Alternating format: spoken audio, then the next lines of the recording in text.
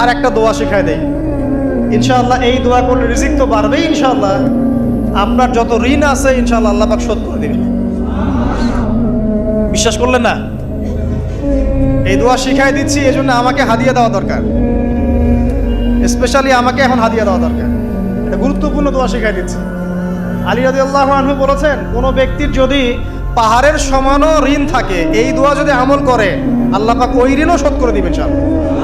আমার সাথে বলেন, দোয়াটা হচ্ছে আল্লাহুম্মা ইকফিনি বিহালালিকা আন হারামিকা ওয়া আগনিনি বিফদলিকা আম্মান সিওয়াকা।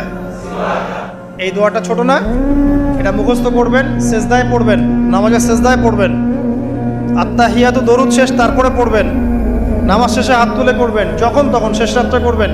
ইনশাআল্লাহ দেখবেন আপনার ঋণ বলতে কিছু থাকবে না ইনশাআল্লাহ। যদি থাকেও, বড় কোনো ঋণ থাকেও, আল্লাহ পাক অন্য কোনো মাধ্যমে এটা শোধ করার ব্যবস্থা করে দিবেন ইনশাআল্লাহ।